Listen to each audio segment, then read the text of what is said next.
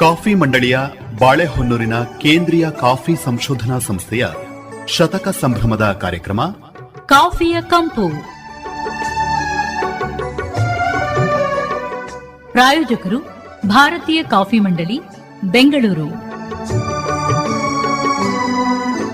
ಕೇಳಿ ಕಾಫಿಯ ಕಂಪು. ಆತ್ಮೀಯ ಬೆಳೆಗಾರರೇ ನಮಸ್ಕಾರ. ಇವತ್ತಿನ ಕಾರ್ಯಕ್ರಮಕ್ಕೆ ಸ್ವಾಗತ. ಇವತ್ತಿನ ಸಂಚಿಕೆಯಲ್ಲಿ ಕಾಫಿ ಬೆಳೆಯಲ್ಲಿ ಪೋಷಕಾಂಶ ನಿರ್ವಹಿಸುವ ನಿರ್ಣಾಯಕ ಸಮಯ ಈ ವಿಷಯಕ್ಕೆ ಸಂಬಂಧಪಟ್ಟ ಹಾಗೆ ಮಾಹಿತಿಯನ್ನು ಮಾಡಿಕೊಡ್ತಾ ಇದ್ದಾರೆ ಕೊಡಗು ಜಿಲ್ಲೆ ಚಟ್ಟಹಳ್ಳಿಯ ಕಾಫಿ ಉಪಸಂಶೋಧನಾ ಕೇಂದ್ರದ ಮಣ್ಣು ವಿಜ್ಞಾನಿ ಡಾಕ್ಟರ್ ಎಸ್.ಎ. ನದಾಫ್ ಅವರು. ನದಾಫ್ ಅವ್ರಿಗೆ ನಮಸ್ಕಾರ, ಕಾರ್ಯಕ್ರಮಕ್ಕೆ ಸ್ವಾಗತ. ನಮಸ್ಕಾರ ಸರ್. ಇವತ್ತು ಈ ರಸಗೊಬ್ಬರಗಳನ್ನು ಬಳಸಬೇಕಾದ್ರೆ, ಹೆಚ್ಚು ನಮಗೆ ಇಳುವರಿಯನ್ನು ಪಡೆಯಬೇಕಾದ್ರೆ ಮಣ್ಣಿಗೆ ಯಾವ ಸಮಯದಲ್ಲಿ ಈ ರಸಗೊಬ್ಬರಗಳನ್ನು ಹಾಕೋದು ತುಂಬ ಇಂಪಾರ್ಟೆಂಟ್ ಆಗುತ್ತೆ.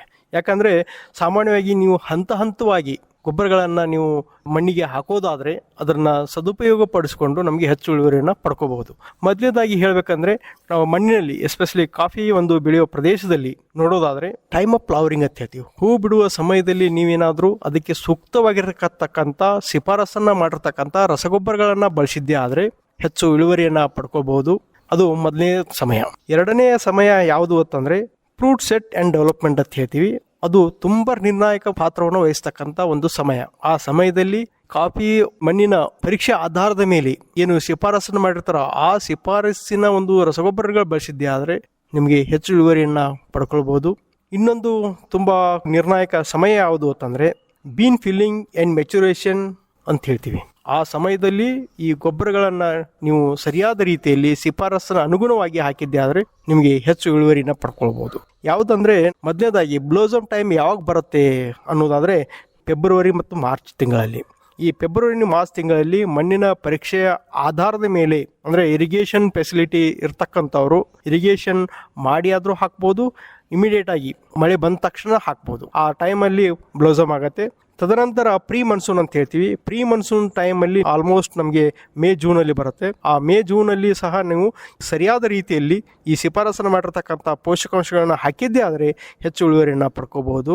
ತದನಂತರ ಬ್ರೇಕ್ ಇನ್ ಮನ್ಸೂನ್ ಅಂತ ಹೇಳಿ ತುಂಬ ಮಳೆ ಆಗ್ತಾ ಇರುತ್ತೆ. ಆ ಸಮಯದಲ್ಲಿ ಮಣ್ಣಿನಲ್ಲಿರ್ತಕ್ಕಂಥ ಎಲ್ಲ ಕಣಗಳು ನೀರಿನಿಂದ ತುಂಬಿರುತ್ತೆ. ಹೀಗಾಗಿ ಆ ಒಂದು ಕಾಫಿ ಪ್ಲ್ಯಾಂಟ್ ಏನಿರುತ್ತೆ ಒಂದು ಸ್ವಲ್ಪ ವೀಕ್ನೆಸ್ ಆಗಿರ್ತಕ್ಕಂಥ ಸನ್ನಿವೇಶ ಇರುತ್ತೆ. ಹೀಗಾಗಿ ಆ ಸಮಯದಲ್ಲಿಯೂ ಸಹ ಬ್ರೇಕ್ ಇನ್ ಮನ್ಸೂನಲ್ಲಿ ಒಂದು ಯೂರಿಯಾ ಮತ್ತು ಅರ್ಧ ಬ್ಯಾಗನ್ನು MOPಯನ್ನು ಸೇರಿಸಿ ಬೆಳೆಗೆ ಕೊಟ್ಟಿದ್ದೇ ಆದರೆ ಹೆಚ್ಚು ಇಳುವರಿನ ಪಡ್ಬೋದು. ತದನಂತರ ಪೋಸ್ಟ್ ಮನ್ಸೂನ್ ಸೀಸನ್ ಅಂತ ಹೇಳಿದೀವಿ. ಅದು ಆಲ್ಮೋಸ್ಟ್ ಸೆಪ್ಟೆಂಬರ್ ಟು ಅಕ್ಟೋಬರ್ ತಿಂಗಳಲ್ಲಿ ಬರುತ್ತೆ.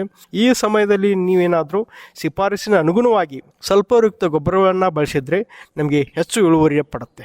ಹೀಗಾಗಿ ನಾವು ಆದಷ್ಟು ಹೂ ಬಿಡುವ ಸಮಯದಲ್ಲಿ, ಮಳೆಗಾಲ ಮುಂಚೆ, ಮಳೆಗಾಲದ ನಂತರ ಹಾಗೂ ಮಿಡ್ ಇನ್ ಮನ್ಸೂನ್ ಅಂತ ಹೇಳ್ತೀವಿ, ಈ ಸಮಯದಲ್ಲಿ 4 ಅಂಶಗಳನ್ನು ನೀವು ಗಮನದಲ್ಲಿಟ್ಕೊಂಡು ಈ ಒಂದು ಪೋಷಕಾಂಶ ನಿರ್ವಹಣೆಯನ್ನು ಮಾಡಿದ್ದೇ ಆದರೆ ನಮಗೆ ಹೆಚ್ಚು ಇಳುವರಿಯನ್ನು ಪಡ್ಕೊಳ್ಬಹುದು. ಕಾಫಿ ಬೆಳೆಯಲ್ಲಿ ಪೋಷಕಾಂಶಗಳನ್ನು ನಿರ್ವಹಣೆ ಮಾಡುವಂತಹ ನಿರ್ಣಾಯಕ ಸಮಯದ ಬಗ್ಗೆ ಇನ್ನೂ ಹೆಚ್ಚಿನ ಮಾಹಿತಿ ಬೇಕು ಅಂತ ಹೇಳಿದರೆ ತಮ್ಮನ್ನು ಸಂಪರ್ಕ ಮಾಡಲಿಕ್ಕೆ ಸಂಪರ್ಕ ಸಂಖ್ಯೆಯನ್ನು ನೀಡಬಹುದಾ?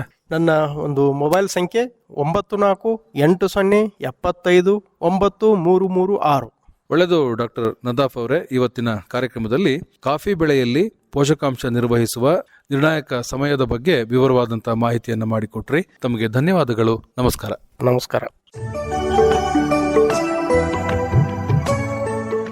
ಇದುವರೆಗೆ ಕಾಫಿಯ ಕಂಪು ಪ್ರಸಾರವಾಯಿತು.